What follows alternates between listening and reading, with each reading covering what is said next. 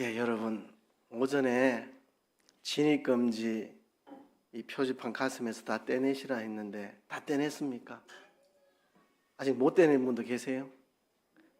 혹시나 못 떼신 분 계시면 기회를 한 번 더 드립니다. 오후 예배 중에 다 떼시고 진짜 나갈 때는 이거 떼고 가셔야 됩니다. 붙이고 가시면은 정말 인생이 불행합니다. 그죠? 용서하지 못해서 나는 당신을 절대 용서 못해요.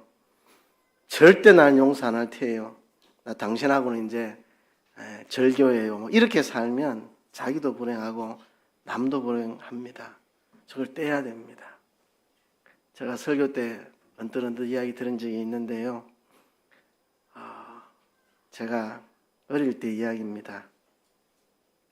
어머니께서 아버지 때문에 털 속상해서 눈물이 마르지 않는 삶을 사시는데 어느 날 그날이 수요일인지 금요일인지 학교 갔다 와서 가방 던져놓고 어머니 교회 갔다 오겠습니다 이러는데 어머니가 일하고 계시면서 나는 교회 가면 안 되나 이러시더라고요. 그래서 어머니 교회 오시면 너무 좋지요 라고 말은 했지만 예배 시간은 다 됐고 어머니 일하고 계시는데 그냥 저 혼자 교회 왔는데 예배 마치고 뒤돌아봤더니 뒤에 앉아 계시더라고요. 그날이야 어머니가 교회 첫 발을 디딘 날입니다. 아버지 때문에 너무 속이 상해가지고 교회를 찾아오신 날인데 늘 우리 어머니 하시는 말이 내가 예수는 믿어도 너가 아버지는 용서 못한다. 내가 예수는 믿어도 너가 아버지는 용서 못한다. 그러다가 제가 21살에 군에 입대했고 22살이 됐을 때인데 어머니한테 편지 한 통이 왔습니다. 오늘부터 너가 아버지 다 용서했다. 너가 아버지 내가 용서하고 나니까 내가 너무 기쁘고 즐겁고 편안하고 내가 너무 좋다고. 그 편지가 왔는데 참 많이 울었죠. 이 군에서 이 사나이가 이 삽으로 두들겨 맞아서 뭐 팬티가 피로 젖어도 웃고 다니고 이랬는데 편지 한 통에 그냥 그렇게 울었었는데 그 편지를 제가 평생 간직하고 있다가 지금 어디 있는지 찾을 수가 없습니다. 지금 제 보물인데 지금 찾을 수가 없어서 너무 속상합니다. 어머니가 아버지를 용서한 날 편지를 저한테 보내셨던 용서하면 자기가 먼저 행복합니다. 자기가 그죠? 어머니도 오늘부터 아버지를 용서했는데 내가 편하고 즐겁다 그렇게 편지를 보내오셨더라고요. 자, 여러분 우리가 용서할 필요가 있습니다. 그래도 여러분 나 용서가 싫다 이런 분 계십니까? 한마디 제가 하겠습니다. 착각하지 말아야 됩니다. 항상 내가 용서해주는 입장에 있는 건 아니잖아요. 내가 용서받을 입장에도 많이 서 있잖아요. 내가 꼭 남한테 용서해줄 입장에만 서 있는 것처럼 그래도 나 용서하기 싫은데 그 착각입니다. 착각. 어쩌면 내가 남을 용서해야 하는 것보다 내가 용서받아야 할 것이 더 많을 수도 있습니다. 저도 목회자로서 이렇게 목회를 하다 보면 성도들이 뭔 잘못을 하면 내가 마음으로 용서를 해야 되는데 근데 뒤돌아서서 생각해 보면 내가 성도들에게 용서받아야 될 게 더 많을 수도 있다는 사실. 그죠? 그래서 우리는 용서를 해야 하고 용서를 받아야 할 사람입니다. 자기는 꼭 용서해야만 하는 사람으로 착각하지 마십시오. 우리는 용서를 받기도 하고 용서를 하기도 해야 할 사람입니다. 성경은 두 가지 입장을 다 이야기합니다. 우리가 가해자가 될 때도 있고 피해자가 될 때도 있습니다. 자, 가해자가 되는 경우 대표적인 성경 구절이 어디 나옵니까? 마태복음 5장에 나옵니다. 하나님 앞에 예물을 드리려고 제단 앞에 왔다가 형제에게 원망 들을 만한 일이 생각나거든 재물을 두고 가서 먼저 그 형제와 화해하고 다시 와서 예물을 드리라. 그때는 내가 가해자입니다. 하나님 앞에 예물을 드리려고 제단 앞에 왔는데 형제에게 내가 잘못을 해서 형제에게 원망 들을 만한 일을 한 게 생각이 나서 내가 가서 용서를 구해야 되겠다. 그러면 재물을 놓고 가서 용서 구하고 그래서 화목하고 다시 와서 하나님께 제물을 드리라고 했습니다. 내가 가해자일 경우입니다. 피해자일 경우는 어떤 게 있습니까? 오늘 오전에 봤던 본문 마태복음 18장 베드로가 예수님, 형제가 내게 잘못을 하면 7번 용서해 주면 되겠습니까? 그랬더니 예수님이 7번씩 70번씩이라도 하라 하면서 이 비유 1만 달란트 탕감받고 100데나리온 빚진 자의 목을 비틀고 감옥에 쳐넣은 그 4가지 없는 인간에 대해서 예수님이 비유로 말씀을 해 주셨습니다. 우리는 용서받아야 할 일이 많은 사람입니다.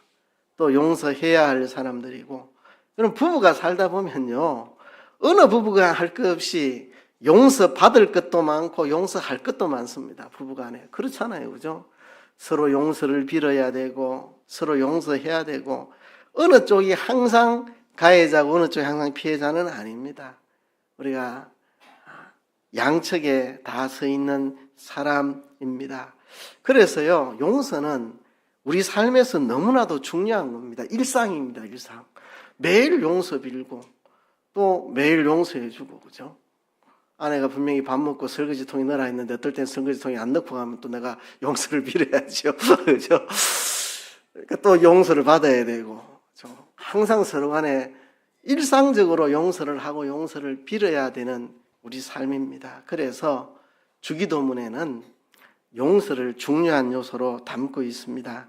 예수님이 제자들에게 가르쳐 주신 기도, 너희가 이렇게 기도하라. 눈만 열면 이렇게 기도하라. 6가지 기도 제목, 3가지는 하나님에 대한 기도 제목입니다. 하나님의 이름, 하나님의 나라, 하나님의 뜻을 위한 기도 제목, 나머지 3가지는 우리를 위한 기도입니다. 첫째가 일용할 양식, 두 번째가 죄사함, 세 번째가 악과 시험에 대해서. 그러니까 주기도문에 나오는 우리가 날마다 기도해야 될 것, 우리가 우리에게 죄 지은 자를 사하여 준 것 같이 우리 죄를 사하여 주옵시고, 이렇게 날마다 죄 사함을 간구해야 합니다. 우리가 우리에게 죄 지은 자를 내가 사하여 준 것 같이 하나님 우리의 죄를 사하여 주옵소서. 우리가 죄 사함을 위해서 날마다 하나님께 빌어야 하는 우리 기도의 중요한 부분이고 우리 삶의 중요한 부분입니다. 용서라고 하면 하나님과 사람 사이에 용서가 있습니다. 하나님이 우리를 용서해 주시는 거예요. 신적인 용서죠. 수직적인 용서, 신적인 용서. 또 수평적인 용서가 있습니다. 우리 성도들끼리 서로 용서하는 거, 인적인 용서라고 할 수 있겠죠.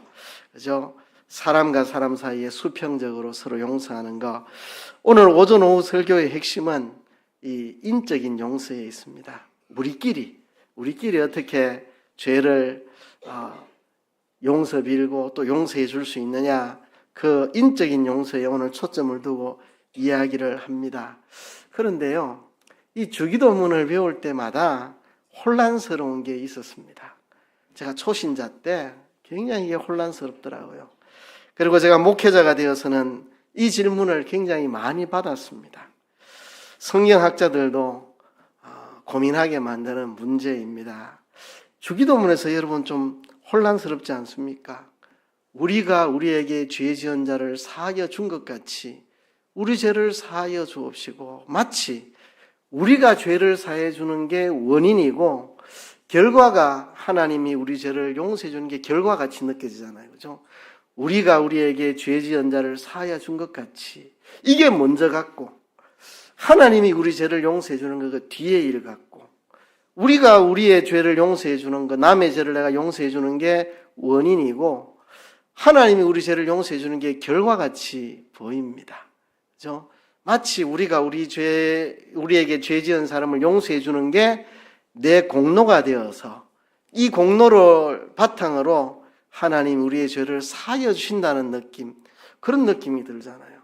내가 남의 죄를 용서해 준 것이 공로가 되고 근거가 되고 그게 원인이 돼서 하나님이 우리 죄를 용서해 주시는 것 같은, 좀 이상하잖아요. 그죠? 하나님이 우리 죄를 용서해 주는 게 원인이 되고 거기에 따라 우리가 형제의 죄를 용서해 준다, 이게 순서 맞는 것 같은데, 주기도문을 보면 우리가 우리에게 죄 지은 자를 사하여 주는 게 먼저고 원인이고 근거고 공로고 결과적으로 따라오는 게 하나님이 우리 죄를 용서해 주시는 것 같은, 이게 뭐지? 하나님이 우리 죄를 용서해 주셨기 때문에 우리가 서로에게 용서하는 거 아닌가, 이런 좀 혼란함이 옵니다. 주로 복음서에서 예수님이 가르친 교훈들을 보면 이런 식의 표현들로 되어 있습니다. 이 구절만 아니라 시간 관계상 모든 구절을 제가 다 읽지는 않겠는데요. 예수님은 항상 우리가 형제의 죄를 용서해 주면 하나님도 너희의 죄를 용서하여 주리라. 너희가 형제의 죄를 용서하지 않으면 하늘에 계신 우리 아버지도 너희 죄를 용서 안 하실 것이다. 계속 이런 말씀들을 예수님은 복음서에서 계속 하십니다. 그래서 이게 어떻게 되나 좀 제가 초신자 때 굉장히 혼란스러웠고, 목회자가 되고는 많은 질문을 받았고, 신학자들의 머리를 복잡하게 만드는 게 이 문제입니다.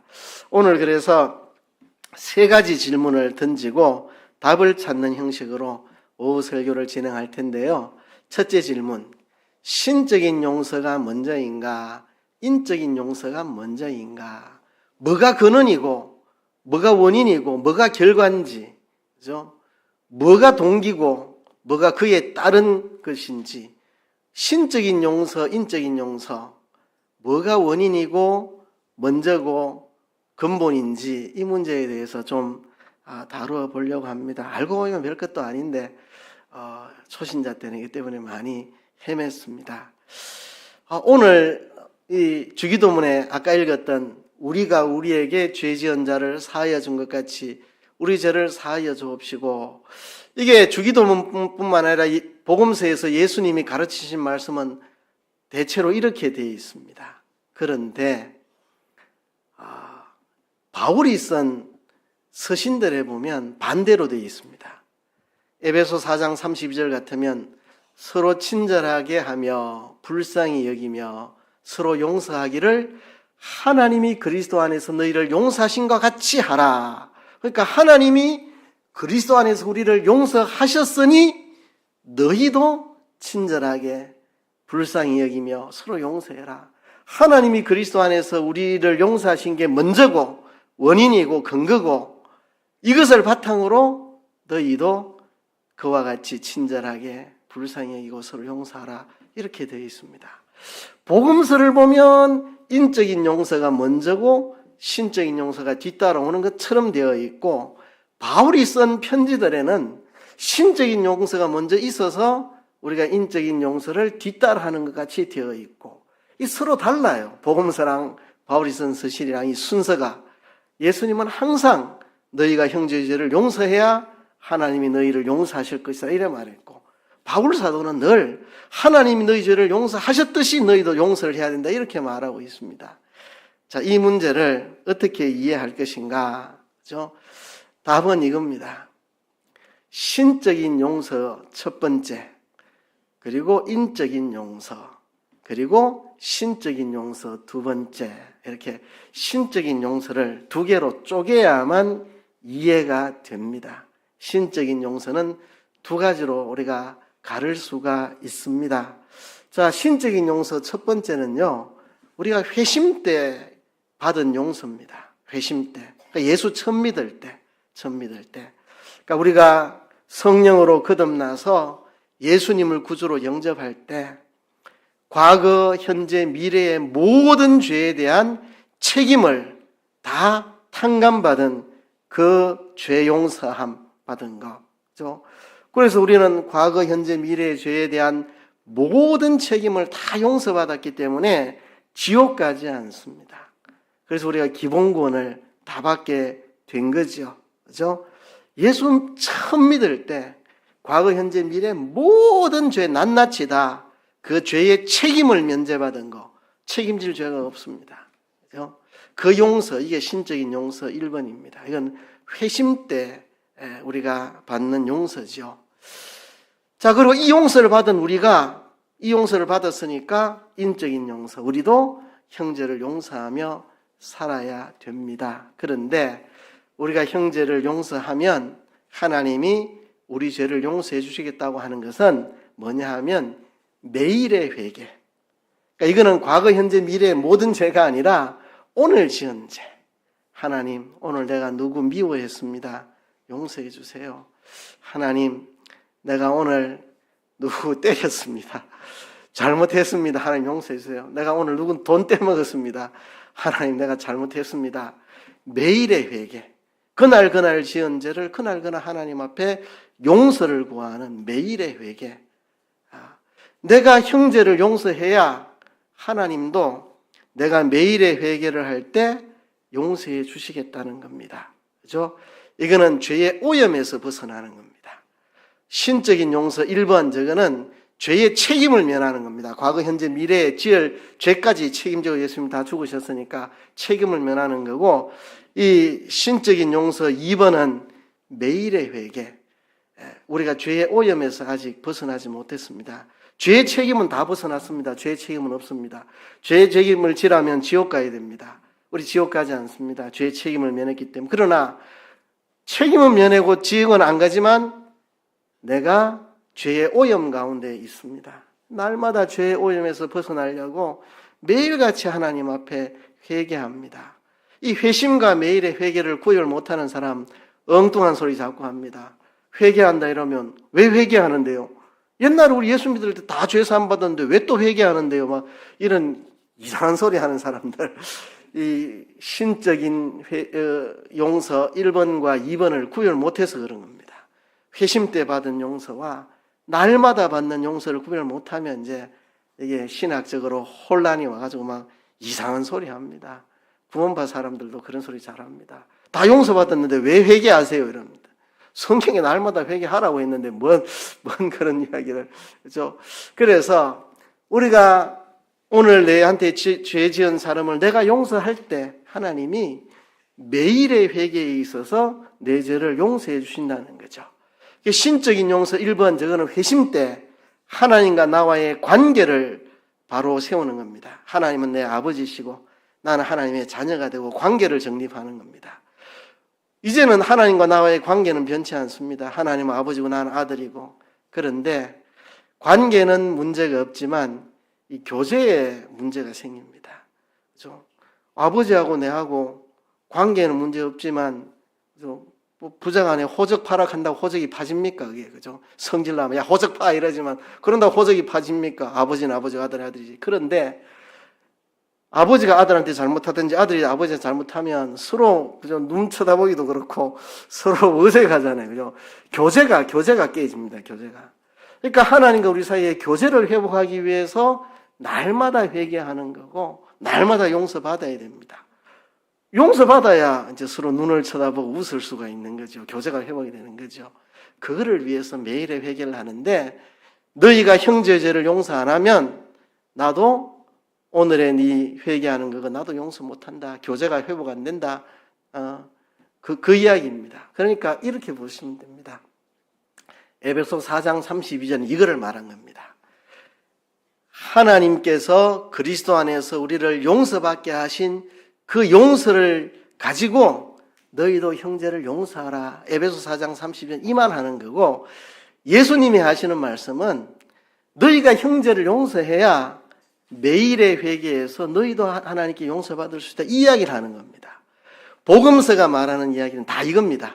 인적인 용서를 할 때 너희가 신적인 용서 2번을 받을 수 있다는 그 이야기고 바울 서신에서 하는 이야기는 너희가 신적인 용서 1번을 받았으니까 인적인 용서를 하라 그 말. 그죠? 서로 다른 영역을 지금 이야기하는 겁니다.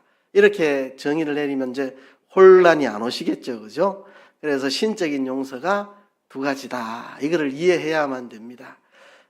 신적인 용서 1은 기본 구원 받는 거고 신적인 용서 2는 우리가 날마다 성화를 이루어가는 것입니다. 첫 번째 질문에 대한 답을 여기서 했습니다. 그래서 우리가 신적인 용서 1번, 과거, 현재, 미래의 죄의 책임을 다 면제받았으니 우리가 형제를 용서해야 되고 그렇게 형제를 용서할 때 오늘 내가 지은 죄를 하나님 앞에 용서받음으로 하나님과 교제를 회복하는 일을 우리가 이룰 수 있다 하는 것입니다. 이 관계를 우리가 잘 이해를 하고요. 오늘 오전에 배웠던 말씀을 여기에 적용할 수 있습니다. 오늘 오전에는 두 장의 그림으로 보여줬는데요. 원래는 3장의 그림입니다. 복잡할까 봐 오전에는 2장만 보여드렸는데 옷 색깔이 달라가지고 제가 옷 색깔 맞춰가 왔습니다. 옷 색깔 맞춰가 왔는데요. 첫 번째 장면, 그죠? 임금님에게 1만 달란트, 3조 6천억 원을 탕감받았습니다. 갚을 수 없는 빚, 무제한의 빚, 무조건의 탕감. 그죠? 이거는 하나님께서 우리가 과거, 현재, 미래에 지은 모든 죄를 조건 없이 용서하시고 죄의 책임을 묻지 않는 그걸 이야기하는 거죠.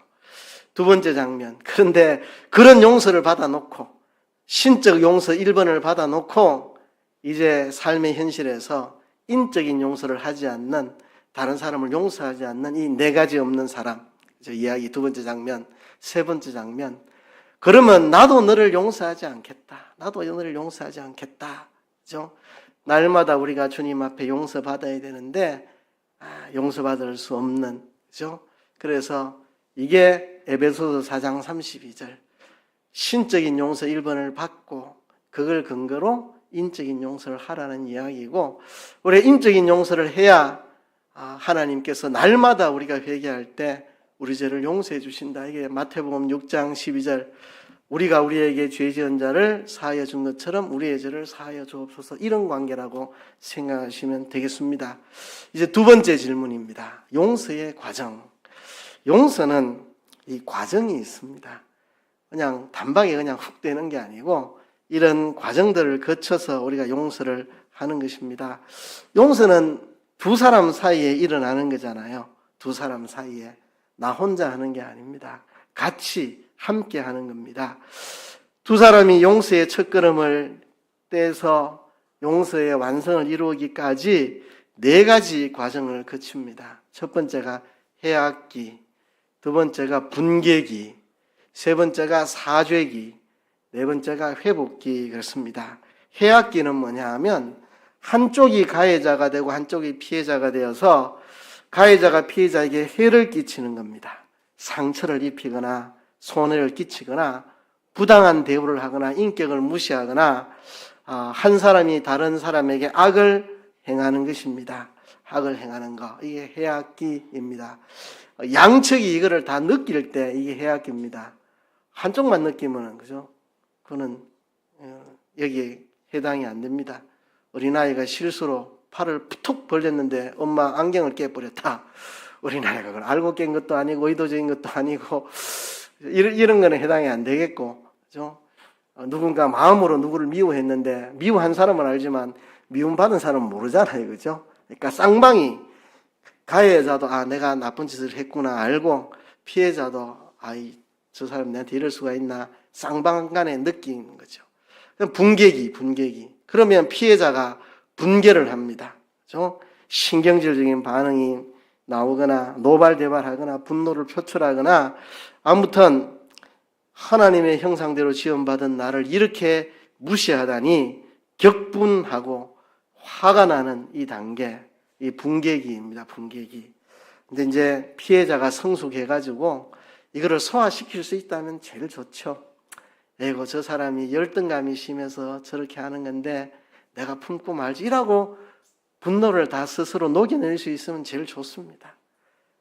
저 사람이 비교의식 때문에 저라는 건데 내가 뭐 따질 거 없이 내가 이해하고 풀면 되겠다, 이래 넘어가주면 참 좋죠. 그래서 분노가 싹 녹아들면 좋죠. 그죠? 그렇지만 여기서 해결이 되지 않으면 이제 사죄기로 가야 됩니다. 잘못한 사람이, 가해자가 용서를 빌어야 됩니다.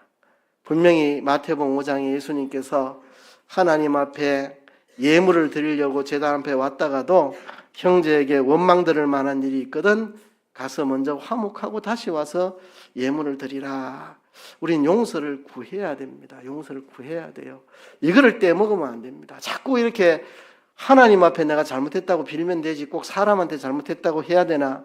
사람에게 잘못했다고 해야 됩니다. 우리가 용서라는 말을 할 때 그냥 뭉뚱그려서 용서 이래 하니까 그냥 넘어가기 쉽지만, 예수님은 분명히 말했습니다. 형제가 네게 잘못을 하고 잘못했다고 할 때 용서하라고. 그죠? 진정한 용서는 잘못을 빌어야 참된 용서가 일어나는 거죠. 그죠? 예수님께서 형제가 네게 죄를 범하고 와서 내가 죄를 범하였노라 하거든 용서해 주라. 예수님 그래 가르쳤습니다. 우리가 형제에게 용서를 구하는 게 필요합니다. 이거 훈련이 필요합니다. 자꾸 남에게 미안하다, 잘못했다, 내 잘못이다, 용서해달라 말하는 것을 불편하게 여기고 그런 말 안 하려고 하는 게 참 잘못된 태도입니다. 용서를 구해야 됩니다. 용서를 구해야 됩니다. 피해자는, 가해자는 진심으로 용서를 구해야 되고 피해자는 미워하지 말아야 됩니다.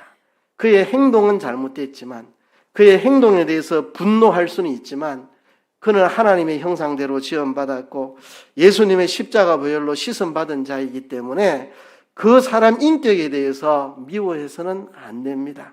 그렇죠? 그리고 그가 회개하고 돌이키기를 원해야 됩니다. 사람 참 악합니다. 자기에게 나쁜 짓 한 사람이 있으면 그가 잘못했다고 와서 내게 이야기를 하고 내가 용서해주고 화목하기를 바라야 되는데 내한테 악을 행한 가해자가 미우니까 저 사람 평생 회개 안 하고 못되게 살다가 죽기를 바라는, 그래서 화목하기 싫은, 저 사람 나쁜 사람이라고 계속 손가락질하고 싶고 그 사람하고 멀어진 상태로 계속 살고 싶어 해서 그가 내게 와서 미안하다는 말 하기를 원치 않는 못된 심리가 사람들에게 있습니다. 내한테 악을 행한 사람에 대해서 분노해가지고 그를 미워하고 그가 내한테 사과하기를 원치 않고 끝까지 등 돌린 채로 가기를 원하는 이런 못된 마음 가지면 안 됩니다. 가해자는 진심으로 자기의 잘못을 용서를 빌어야 하겠지만 피해자는 그의 죄는 분개하지만 그의 인격을 미워하지 말고 그가 돌이켜서 나와 화목되기를 소원해야 됩니다. 소원해야 됩니다. 그리고 상대방이 스스로 못하면 피해자가 주도권을 가지고 그렇게 할 수 있어야 됩니다. 그 정도 여유가 있어야 됩니다. 지가 와서 미안하다 하면 모를까, 나는 가만히 있는다 이러면 안 되고, 가해자가 인격이 부족해서 잘못을 알지만 말 못하면 피해자가 성숙해서 먼저 가서 분위기 만들어서 화목을 청하는 그 정도까지 가야 이게 진짜 용서지요. 용서지. 지가 잘못했다 하기 전에 나는 꼼짝도 안 한다 이러면 이게 진정한 용서가 아닙니다. 그가 스스로 와서 하지 않으면 내가 그가 그렇게 하도록 도와주고 옆에서 힘이 돼주고 유도해서 그가 그렇게 체면 상하지 않고 잘못을 말할 수 있도록 분위기를 잘 만들어서 연약한 지체가 자존심을 살짝만 내려놓고, 많이 내려놓으라면 못 내려놓으니까 그렇게 화목할 수 있도록 유도할 수 있는 이런 개방적인 자세, 화목을 원하는 자세가 필요합니다. 그리고 이제 그가 잘못했노라고 하면 회복기, 예수님이 베드로에게 말한 것처럼 7번씩 70번이라도 용서하라, 마음으로 용서하라. 그래서 회복을 해서 서로 막힘없는 교제를 다시 회복하는 그런 과정, 이래서 우리가 용서를 이루어 가야 합니다. 한 가지 질문만 더 던져보도록 하겠습니다. 용서와 용납. 근데 오늘 본문에 보면 용서라는 말과 함께 용납이라는 말이 사용됩니다. 13절에 보면 누가 누구에게 불만이 있거든 서로 용납하여 피차 용서하되 주께서 너희를 용서하신 것 같이 너희도 그리하고.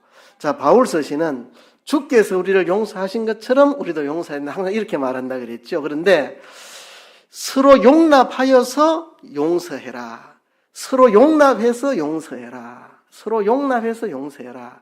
용납과 용서는 어떤 차이가 있을까요? 용납, 납이라는 것은 받아들인다는 거잖아요. 그죠? 용납, 납이라는 말 자체가 상대방을 받아들이는 거, 이게 필요합니다. 좀 더 풍성하게 이야기하자면 용서를 가운데 두고 전용납과 후용납이 있습니다. 용서를 가운데 놓고 전용납과 후용납. 자, 상대방이 내게 잘못하기 전부터 내가 그를 용납하는 마음을 가져야 됩니다. 당신은 나의 형제입니다. 당신은 나와 똑같이 하나님 형상대로 지음받았습니다. 당신은 똑같이 나와 함께 예수님 피로 씻음받은 나의 형제입니다. 나는 당신을 형제로 받아들입니다. 언제든지 형제들에게 열린 마음으로 형제를 받아들이는, 당신이 어떤 부족한 게 있고 못난 게 있고 실수가 있고 연약한 게 있고 있을지라도 나는 당신이 그리스도의 피로 씻음받은 나의 형제임을 나는 받아들입니다. 이런 전용납의 태도, 상대방을 고귀한 인격으로 주님 피로 씻음받은 하나님의 사람으로 고귀하게 여기는 전용납의 자세를 가져야 됩니다. 이런 자세가 있을 때 상대방이 내게 뭔가 잘못을 하고 그가 미안하다 할 때 진심으로 용서할 수 있습니다. 전용납이 안 돼 있으면 용서가 어렵습니다. 그리고 후용납이 있습니다. 용서했으면 거기서 이제 끝내야 되죠. 그죠? 상대방의 부족함에도, 연약함에도, 인격이 부족함에도 끝까지 견디며 그를 받아들일 마음의 자세, 이런 게 필요하죠. 용서했다 하고 얼굴 안 쳐다보고 이러면 그게 무슨 놈의 용서입니까? 그래, 용서할게 하고 꼴도 보기 싫어하고 그러면 그게 무슨 용서입니까? 그래서 용서를 가운데 놓고 전용납과 후용납이 필요하다는 겁니다. 그렇죠? 전용납과 후용납. 언제든지 형제를 하나님의 형상으로 소중한 하나님의 사람으로 받아들이는 자세, 정용납. 그리고 뭔가 누군가 잘못해서 서로 용서를 빌고 용서를 하게 될 때 그 후에 그의 연약함, 부족함에도 그를 계속해서 형제로 받아들일 수 있는, 그죠? 용서는 할게. 근데 우리 다신 쳐다보지 말자. 이러면 그게 무슨 놈의 용서입니까? 후용납이 있어요. 그를 형제로 받아들이는, 그게 있어야만 진정한 용서가 아니겠습니까? 그래서 우리가 용서와 함께 생각해야 될 거, 상대방을 용납하는 자세가 필요하다는 겁니다. 오전에도 제가 이야기 드렸는데 용서와 관련해서 생각나는 몇 가지 단어들, 하나님께 용서받은 그 은혜가 있을 때만 용서할 수 있다. 그리고 이건 결단이 필요하다. 감정이 다 따라오지 못합니다. 내가 의지적으로 결단을 해야 됩니다. 그리고 이것은 한 번의 결단으로 되는 게 아니고 과정이 필요하다 그랬습니다. 그리고 이 과정을 잘 우리가 통과할 때 나도 치유되고 상대방도 치유되고, 한국의 한이라는 거, 용서하지 못한 마음이 앙금으로 가슴에 남은 게 한이잖아요. 우리가 용서하고 용서받음으로 피차가 치유되는 것입니다. 예수님의 십자가의 사랑을 생각하며 우리가 용서하고 용납하는 우리들이 되어야 될 텐데요. 제가 존경하는 송인규 교수님이 더불어 사는 삶이라는 책에서 용납에 관한 서양문을 이렇게 써놓은 것을 제가 보고 참 감동을 받아서 한번 읽어드리겠습니다. 용납에 관한 서양문. 나는 당신을 그리스도 안에서 같은 형제와 자매로 받아들입니다. 당신은 하나님의 형상을 따라 지음받은 고귀한 존재이며 그리스도께서 목숨 버려 사랑하신 나와 같은 핏줄입니다. 나는 당신의 모든 면을 다 좋아하는 것은 아니며 또 당신의 모든 의견에 다 찬성하는 것도 아닙니다. 마찬가지로 당신 역시 나의 모든 면을 다 좋아하지는 않을 것이며 또 나의 모든 의견에 다 찬성하지도 않을 것입니다. 우리는 어쩌면 앞으로 견해의 차이, 기질의 다름, 시각의 불일치 등으로 마찰과 갈등을 겪을지도 모릅니다. 우리는 함께 공동체 생활을 하면서 때로 서로에 대한 섭섭함, 원망, 시기심, 분노 등의 감정 상태를 겪을지도 모릅니다. 그러나 그럼에도 불구하고 당신은 나의 형제요, 자매요, 함께 그리스도의 몸을 구성한 지체요, 하나님의 백성입니다.